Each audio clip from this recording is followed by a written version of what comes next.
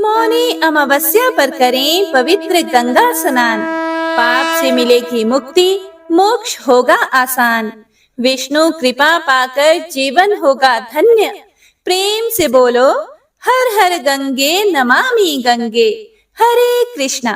हे प्रिय भक्तों, मौनी अमावस्या की आप सभी भक्तों को हार्दिक शुभकामनाएं। लक्ष्मी नारायण भगवान और शिव शिवा आपकी समस्त मनोकामनाएं पूर्ण करें।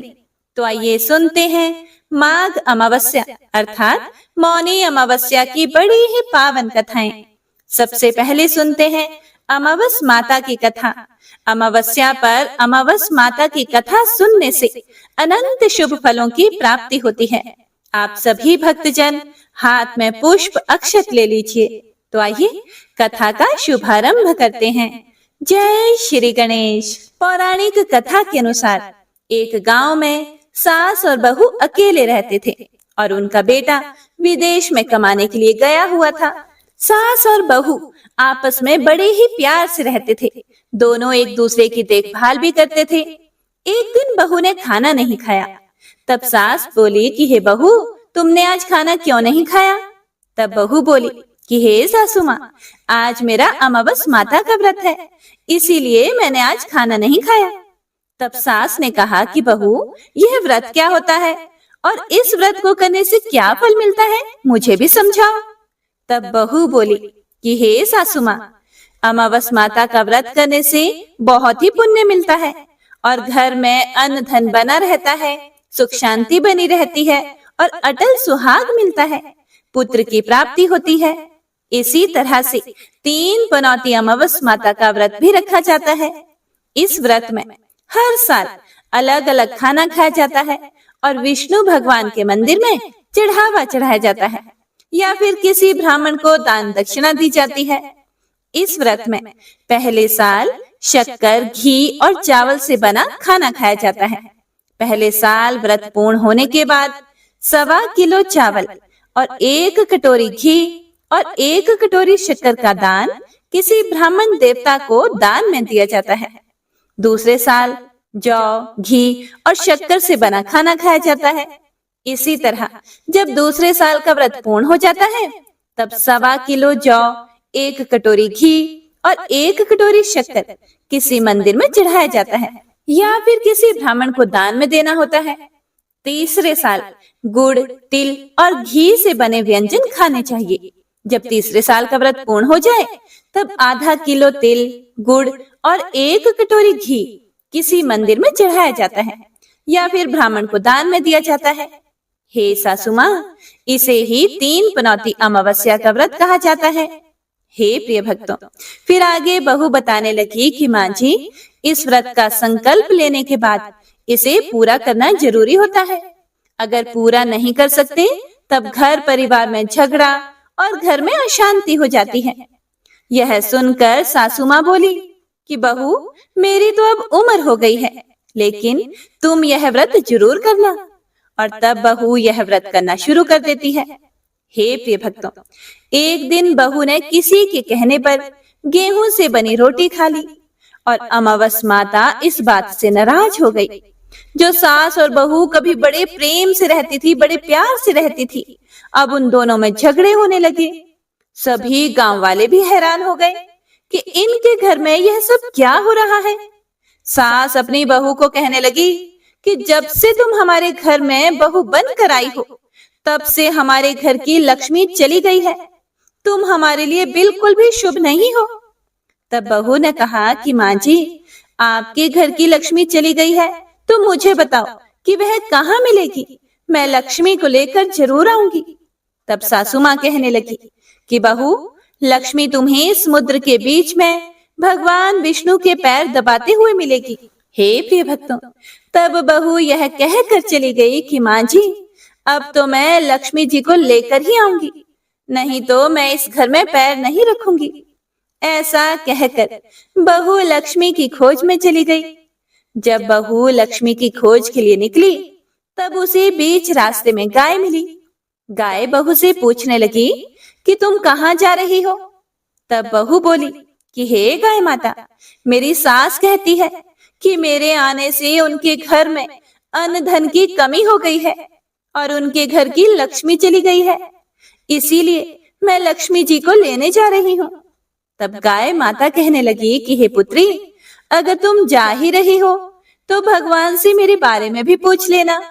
तब बहू कहने लगी कि ठीक है गाय माता, मैं आपके बारे में भी पूछ लूंगी। तब गाय माता कहने लगी कि जब मेरा बछड़ा होता है तो वह मर जाता है, जिंदा नहीं रहता। तुम लक्ष्मी जी से पूछ लेना कि आखिरकार मेरे साथ ऐसा क्यों हो रहा है। मैंने ऐसे कौन से कर्म किए हैं जिसकी सजा मुझे मिल रही है। तब बहू बोली कि गाय माता, मैं आपके बारे में जरूर पूछ लूंगी। और ऐसा कहकर बहू वहां से आगे बढ़ गई। जब वह आगे बढ़ी तब रास्ते में उसे एक घोड़ी मिली जिसके गले में घंटी बंधी हुई थी। घोड़ी ने भी कहा कि हे पुत्री, तुम मेरे दुख का निवारण लक्ष्मी जी से पूछ लेना। तब बहू बोली कि मैं जरूर पूछ लूंगी। ऐसा कहकर बहू वहां से भी आगे बढ़ गई। आगे जाते ही बहू को एक अंधा और बहरा बुजुर्ग मिला। उसने भी बहू से अपनी समस्या के निवारण के लिए पूछने को कहा। तब बहू उसकी समस्या भी भगवान से पूछने का कहकर आगे बढ़ गई।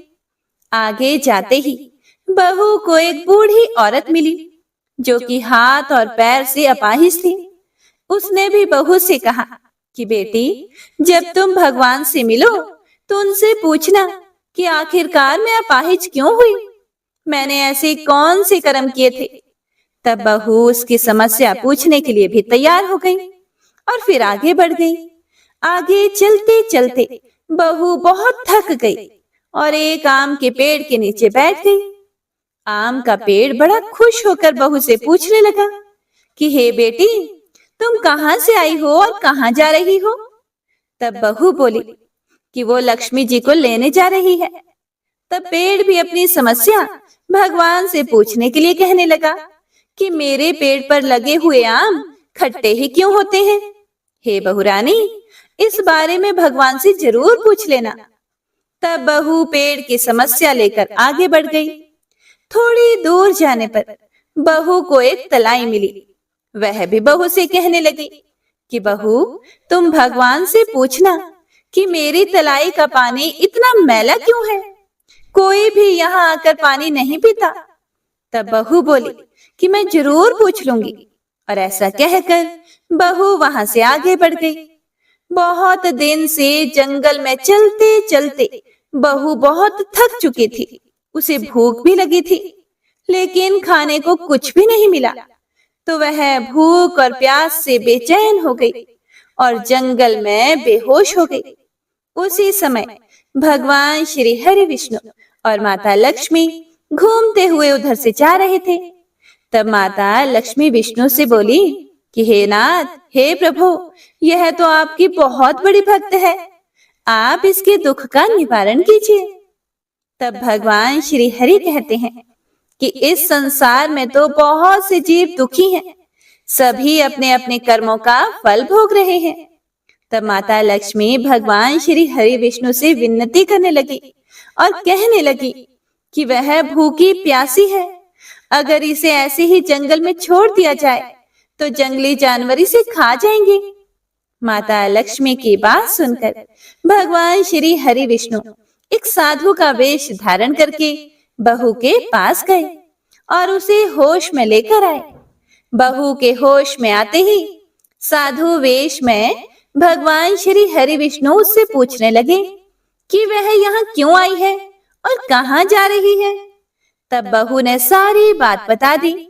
उसकी बात सुनकर भगवान श्री हरि विष्णु और माता लक्ष्मी प्रकट हो गए और उनके साथ साथ अमावस माता भी प्रकट हुई। हे प्रिय भक्तों, बहू यह सब देखकर उनके चरणों में गिरकर उन्हें प्रणाम करने लगी।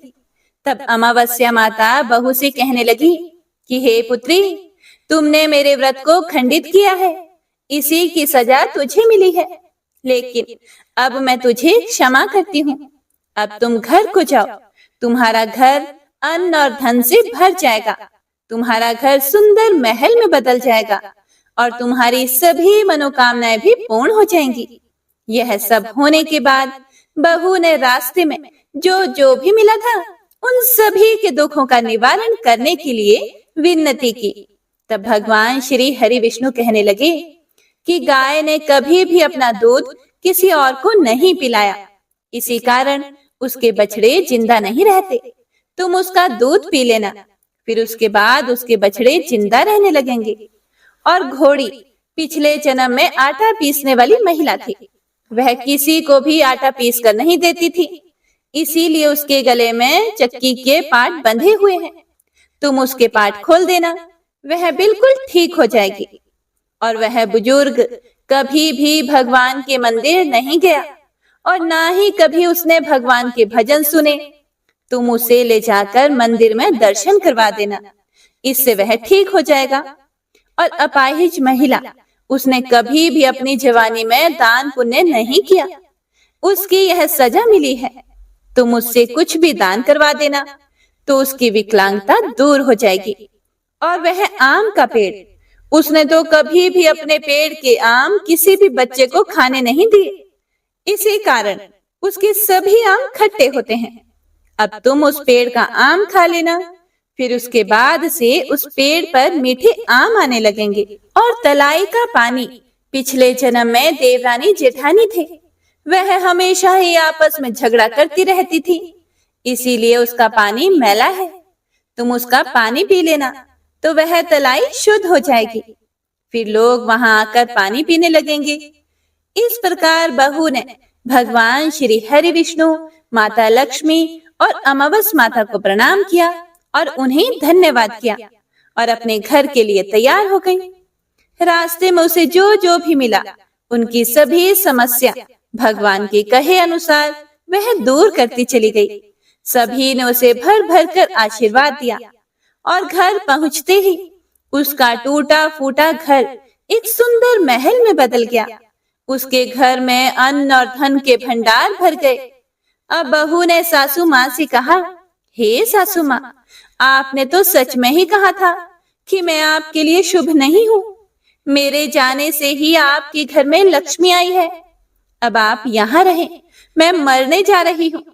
तब सास ने कहा, हे पुत्री, यह सब तुम्हारे अमावस माता के व्रत करने का फल ही है जो हमें मिला है। तुम यहीं पर रहो, अब तुम यहाँ से कहीं नहीं जाओगी। इस प्रकार सास और बहू खुशी खुशी रहने लगे।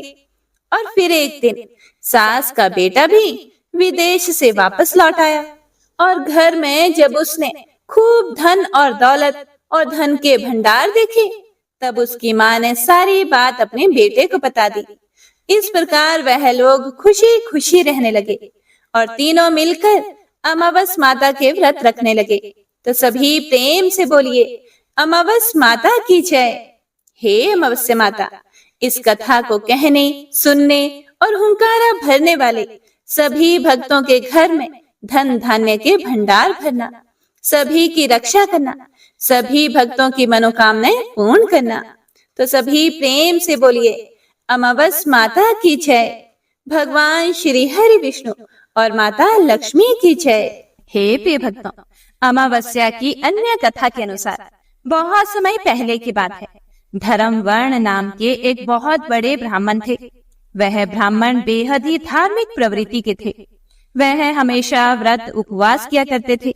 वह ऋषि मुनियों का आदर करते थे और उनसे ज्ञान ग्रहण करते थे। एक बार उन्होंने किसी महात्मा के मुख से सुना कि कलयुग में भगवान विष्णु के नाम के स्मरण से ज्यादा पुण्य किसी कार्य में नहीं है। इसीलिए अन्य युगों में जो पुण्य यज्ञ करने से प्राप्त होता था, उससे कहीं अधिक पुण्य फल इस घोर कलयुग में भगवान का नाम सुमिरन करने से मिलता है। अब धर्मवर्ण ने इस बात को आत्मसात कर लिया और सांसारिक जीवन छोड़कर संन्यास लेकर भ्रमण करने लगे। एक दिन घूमते घूमते वह पितृलोक जा पहुंचे। वहां उन्होंने देखा कि उनके पितृ बहुत ही कष्ट में हैं। पितरों ने धर्मवर्ण को बताया कि उनकी ऐसी हालत तुम्हारे संन्यास के कारण हुई है, क्योंकि अब उनके लिए पिंडदान करने वाला कोई शेष नहीं है। अगर तुम वापस जाकर अपने गृहस्थ जीवन की शुरुआत करो, संतान उत्पन्न करो, तो हमें इस कष्ट से राहत प्रदान हो सकती है।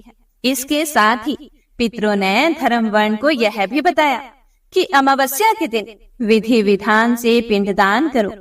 पितरों की बात सुनने के बाद धर्म वर्ण ने वचन दिया कि वह उनकी अपेक्षाओं को अवश्य ही पूर्ण करेंगे। इसके बाद धर्म वर्ण ने अपना सन्यासी जीवन छोड़ दिया और फिर से सांसारिक जीवन को अपना लिया और फिर अमावस्या की तिथि को विधि विधान से पिंडदान किया और अपने पितरों को मुक्ति दिलाई। और इसी के चलते पितरों के आशीर्वाद से वे धन धान्य से परिपूर्ण होकर सुख पूर्वक जीवन व्यतीत करने लगे। तो प्रेम से बोलिए पितृदेव की जय। हे प्रिय भक्तों, आइए अब पीपल देव और पितरों की कृपा की बड़ी ही पावन कथा को सुनते हैं। आज के दिन इसे अवश्य सुनना चाहिए। माधोपुर गांव में लक्ष्मी चंद नाम का एक साहूकार अपनी पत्नी मंगला के साथ रहता था। लक्ष्मी चंद बहुत दुखी रहता था क्योंकि विवाह के कई वर्षों बाद भी वह निःसंतान थे। उनकी संतानें अकाल मृत्यु को प्राप्त हो जाती थी। एक दिन लक्ष्मी चंद मंगला से बोला, हे मंगला, शायद भगवान हमसे रूठ गए हैं। हमारी संतानें अकाल मृत्यु को प्राप्त हो जाती हैं। यह दुख कम नहीं हुआ था कि इस बार पता नहीं खेत की सारी फसलें सूख गई हैं, खेत बंजर पड़ गए हैं। फिर मंगला बोली, मुझे भी ऐसा ही लग रहा है। पता नहीं क्यों गाय भैंसों ने भी दूध देना बंद कर दिया है। ऐसा लगता है हमारे ऊपर कोई दोष लग गया है। लक्ष्मी चंद और मंगला दिन पर दिन इसी बात को लेकर चिंतित रहते थे। लक्ष्मी चंद के खेत में एक पीपल का पेड़ था जो दिन पर दिन सूखता ही जा रहा था। एक दिन लक्ष्मी चंद और मंगला उसी पेड़ के नीचे बैठे बात कर रहे थे। मंगला, अब तो मुझे पूरा विश्वास हो गया है कि हमारे परिवार पर दिन पर दिन दुख आते ही जा रहे हैं। कोई निवारण भी समझ में नहीं आ रहा। मंगला बोली, हे स्वामी, आप सही कह रहे हो। सोचने की बात है, फसलें सूख गई, गाय भैंसों ने दूध देना बंद कर दिया, संतान के सुख से भी हम वंचित हैं। हमारे ऊपर इतने दुखों का पहाड़ क्यों टूट पड़ा है। मंगला बात करते करते रोने लगी। तभी वहां से एक साधु महाराज गुजरते हैं। लक्ष्मी चंद और मंगला साधु महाराज के चरण छूकर उन्हें प्रणाम करते हैं और साधु महाराज उन्हें आशीर्वाद देते हुए बोले, सदा खुश रहो। क्या बात है पुत्री, तुम क्यों रो रही हो? शायद तुम दोनों किसी दुविधा में दिखाई पड़ते हो। लक्ष्मी चंद और मंगला साधु महाराज को अपनी सारी विपदा बताते हैं। उनकी बातें सुनकर साधु महाराज बोले, हे पुत्री, तुम मेरे कहे अनुसार इस पीपल के पेड़ की नित्य पूजा करो। पीपल पर नित्य जल चढ़ाकर दीपक जलाकर पूजा करना। और हाँ, याद रहे, रविवार के दिन पीपल पर जल मत चढ़ाना और ना ही रविवार को पीपल पर दीपक जलाना। मंगला बोली, जैसी आपकी आज्ञा महाराज, मैं प्रतिदिन इस पीपल के पेड़ की पूजा करूंगी। हे प्रिय भक्तों, साधु महाराज के कहे अनुसार मंगला उस पीपल के पेड़ की श्रद्धा पूर्वक जल चढ़ाकर पूजा करती और संध्या समय पीपल पर दीपक जलाती। जैसे जैसे मंगला पीपल के पेड़ की पूजा करने लगी, वैसे वैसे पीपल का पेड़ हरा भरा होता चला गया। मंगला अपने पति से बोली, आपने देखा स्वामी, पीपल का पेड़ हरा भरा हो गया है। मंगला का पति बोला, हाँ मंगला, तुम्हारी पूजा और भक्ति से यह फिर से हरा भरा हो गया। गाय और भैंस भी दूध देने लगी, खेत की फसलें भी हरी भरी हो गई। मंगला का पति बोला, मंगला, गाय भैंस फिर से दूध देने लगी हैं और इस बार फसल भी बहुत अच्छी हुई है। हमारे खेत खलिहान में फसलें लहलहा रही हैं। फिर मंगला बोली, हे स्वामी, यह तो बहुत ही खुशी की बात है। भगवान ने हमारी सुन ली और आपका कारोबार फिर से चलने लगा है।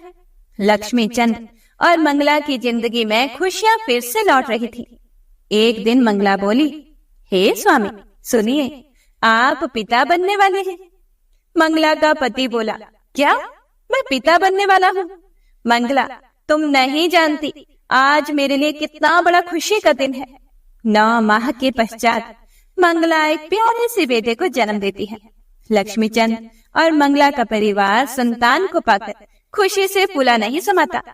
तभी लक्ष्मी चंद और मंगला को पता चलता है कि वही साधु महाराज फिर से गांव में पधारे हैं। वह अपने बेटे को साधु महाराज का आशीर्वाद दिलवाने उनके पास जाते हैं। साधु महाराज बोले, आओ वत्स। लक्ष्मी चंद साधु महाराज से बोला, हे महाराज, मेरे पुत्र को आशीर्वाद दीजिए। आपकी कृपा से ही आज मेरे परिवार में खुशहाली है। मंगला बोली, आज मेरा परिवार संपन्न है। साधु महाराज, आपके ही आशीर्वाद से हमें संतान का सुख प्राप्त हुआ। इनका कारोबार भी अच्छा चल पड़ा है। गाय भैंसों ने फिर से दूध देना शुरू कर दिया है। खेत भी हरे भरे हो गए हैं और खेत में जो पीपल का वृक्ष था वो भी हरा भरा हो गया है। यह सुनकर साधु महाराज बोले, हे बेटी, यह सब मेरे कारण नहीं बल्कि तुम्हारे पितरों के आशीर्वाद से ठीक हुआ है। लक्ष्मी चंद, सुनो, तुम्हारे पूर्वज किसी कारणवश तुमसे नाराज हो गए थे। पितृदोष के कारण ही तुम्हारे परिवार पर यह संकट था। मंगला द्वारा पीपल की पूजा से तुम्हारा पितृदोष हट गया है। पीपल की पूजा करने से पितृ प्रसन्न होते हैं। मेरा आशीर्वाद सदैव तुम्हारे परिवार के साथ है। सदा खुश रहो। साधु महाराज का आशीर्वाद लेकर लक्ष्मी चंद और मंगला अपने पुत्र को लेकर घर आ जाते हैं। मंगला पहले की भांति ही पीपल की पूजा करती थी। उस दिन के बाद से लक्ष्मी चंद के परिवार पर कोई भी बाधा नहीं आई। वह अपने परिवार के साथ खुशहाली से जीवन व्यतीत करने लगे। हे प्रिय भक्तों, पीपल के पेड़ की जड़ में जल चढ़ाना चाहिए और घी का दीपक जलाएं, ऐसी मान्यता है। ऐसा करने से पितृ खुश हो जाते हैं और मनुष्य की सभी बाधाएं दूर हो जाती हैं और मनोकामनाओं की पूर्ति होती है। पीपल देव की जय। हरे कृष्णा। अब जो गणेश जी की है कहानी आपको सुनाने जा रही हूँ, इसे हर व्रत कथा में जरूर सुनना चाहिए। एक गांव में एक डोकरी रहती थी, मतलब कि एक वृद्ध औरत रहती थी। उसकी बहू थोड़ी सी पागल जैसी, बावली जैसी रहती थी। उसे भूख बिल्कुल भी सहन नहीं होती थी। वह रोज सुबह उठकर सबसे पहले खाना खाती थी, फिर दूसरे काम करती थी, जैसे झाड़ू वगैरह जो भी घर के काम होते हैं। एक दिन उनके यहाँ पूजा होनी थी और पूजा के लिए खाना बनाना था। तो वृद्धा ने सोचा कि यह तो सुबह उठकर सबसे पहले खाऊं खाऊं करेगी और सारा खाना जूठा कर देगी। तो वृद्धा ने एक उपाय सोचा। पहले के टाइम में कुएं से पानी लेकर आते थे, तो उसने क्या किया, उसने पानी के मटके के नीचे एक छोटा सा छेद कर दिया और बहू से कहा कि आज पूजा है, तू सुबह से खाऊं खाऊं मत करियो, तू पहले पानी भर कर ला, फिर कुछ खा लियो। बहू ने सास से कहा कि ठीक है माँ, और वह पानी भरने के लिए चली गई। बहू भी थोड़ी सी समझदार तो थी। उसने देख लिया था पहले ही कि सासू जी ने मटके में छेद कर दिया है। तो उसने क्या किया, जब वह घर से निकली तो उसने साड़ी में आटा बांध लिया। बहू पानी भरने कुएं पर आई तो उसने वहां पर सबसे पहले अपनी साड़ी में बंधा हुआ आटा निकाला, फिर पनघट पर उसे गूंथ लिया और उसकी बाटियां बना ली। वहीं गांव में पास में ही कुआं था, वहीं पास में शमशान भी था। वहां एक मुर्दा जलाया जा रहा था, तो उसकी आंच में उसने वह बाटियां सेक ली। और पास में ही एक गणेश जी का मंदिर था। मंदिर में किसी ने गणेश जी को चोला चढ़ाया था, तो गणेश जी की तोंद में घी लगा हुआ था। उसने उस घी से बाटियां चौपड़ कर एक बाटी का भोग गणेश जी को लगाकर उसने वह बाटियां खा ली। उसके बाद उसने आराम से पानी भरा और फिर वह आराम से अपने घर चली गई। इधर गणेश जी ने क्रोधित होते हुए नाक पर उंगली चढ़ा ली। फिर उसके बाद कोई उधर से निकला तो उसने देखा कि गणेश जी ने नाक पर उंगली चढ़ा रखी है। तो उसने गांव में जाकर सबसे कह दिया कि गणेश जी ने नाक पर उंगली चढ़ा ली। अब गणेश जी की नाक से उंगली उतारने के लिए सब प्रयास करने लगे।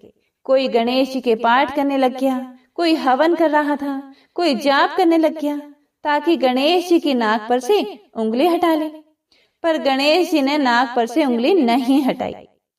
अब यह बात धीरे धीरे राजा तक पहुंच गई कि गणेश जी ने नाक पर उंगली चढ़ा ली है। राजा ने बड़े बड़े पंडित और ज्योतिष बुलवाए। उन्होंने पंचांग देख लिए, सब कुछ कर लिया, पर वह भी गणेश जी की नाक से उंगली नहीं हटा पाए। अब राजा ने पूरे राज्य में मुनादी करवा दी कि जो भी गणेश जी की नाक पर से उंगली हटवाएगा उसे 5 गांव की जागीर दे दी जाएगी। अब राज्य में सभी लोग अपनी अपनी तरफ से प्रयास करने लग गए। गणेश जी ने फिर भी नाक से उंगली नहीं हटाई। सब थक हार गए। आखिर में डोकरी की बहू बोली कि माँ साहब, आप कहो तो मैं गणेश जी की नाक से उंगली हटा सकती हूँ। तो वृद्धा हंसने लगी कि बड़े बड़े पंडित और ज्योतिष गणेश जी की नाक से उंगली नहीं हटा पाए, तू हटा देगी? बावली, तू कैसे हटा देगी? तभी एक आदमी ने कहा कि एक बार इसे भी मौका दे दो, इसको भी प्रयास करने दो, इसको भी देखने दो, हो सकता है कि यह गणेश जी की नाक पर से उंगली हटा दे। फिर उन्होंने कह दिया कि चलो तू भी कर ले, एक बार कोशिश कर ले। बहू ने कहा, पर मेरी एक शर्त है कि मेरे घर से गणेश जी के मंदिर तक एक बड़ा पर्दा लगाया जाए। तो लोगों ने कहा ठीक है, और घर से मंदिर तक पर्दा लगवा दिया गया। तो उसके घर से लेकर मंदिर तक पर्दा लग गया। अब बहू ने क्या किया, जब वह घर से निकली तो उसने सबसे पहले अपने घाघरे में, मतलब पेटीकोट में, धोबना यानी कपड़े धोने का जो हथियार होता है, धोना, जिससे कपड़े कूटते हैं, छिपाकर मंदिर गई। मंदिर में ढोबना निकालकर गणेश जी से बोली, कारे कारे गणेशिया, आटो लाई म्हारे घर से, पनघट पर आटो ओसन के ऊनी की बाटियां बनाई, मरिया मुर्दा की आग से उन्हें सेकी, थारी तोंद में से जरा सो घी ले लियो तो तूने नाक पर उंगली चढ़ा ली। नाक पे से उंगली हटा रही हो कि नहीं? नहीं तो दूं एक धौनारी, अभी थारा टुकड़ा टुकड़ा हो जाएगा। बहू की बात सुनकर गणेश जी डर गए। उन्होंने सोचा कि ये तो बावली है, सही में मार देगी, तो क्या करूंगा, इसका तो कोई भरोसा नहीं है, सच में ही मार देगी। और गणेश जी ने फट से नाक पर से उंगली हटा ली। अब तो पूरे गांव में डोकरी की बहू की जय जयकार होने लगी कि डोकरी की बहू ने गणेश जी के नाक से उंगली हटवा दी। राजा ने अपने आदेशानुसार 5 गांव जागीर में दिए। हे गणेश जी महाराज, जैसे उस डोकरी की बहू को दिया वैसे सबको देना। कथा को सुनने वाले, सुनाने वाले और हुंकारा भरने वाले सबको देना। कथा अधूरी हो तो पूरी करना, पूरी हो तो मान करना। तो प्रेम से बोलिए गणपति महाराज की जय। हे प्रिय भक्तों, तो आइए अब सुनते हैं लप्सी और तप्सी की कहानी। यह एक पौराणिक लोक कथा है। इस कथा के अनुसार एक लप्सी था तथा एक तप्सी था। तप्सी सदैव भगवान की तपस्या में लीन रहता था और लप्सी रोजाना 1.25 सेर की लापसी बनाकर भगवान का भोग लगाकर खा लेता था। एक दिन वह दोनों लड़ने लगे। तप्सी बोला, मैं रोजाना भगवान की तपस्या करता हूँ, इसीलिए मैं बड़ा हूँ। तो लप्सी बोला कि मैं रोज भगवान को 1.25 सेर लापसी का भोग लगाता हूँ, इसीलिए मैं बड़ा हूँ। तभी देव मुनि और परम वैष्णव ब्रह्मा जी के मानस पुत्र और महाज्ञानी नारद जी वहां से गुजर रहे थे। उन्होंने लप्सी और तप्सी दोनों को लड़ते हुए देखकर उनसे पूछा कि तुम दोनों क्यों लड़ रहे हो? तब तप्सी ने खुद के बड़ा होने का कारण बताया और लप्सी ने अपने सर्वश्रेष्ठ होने का कारण बताया।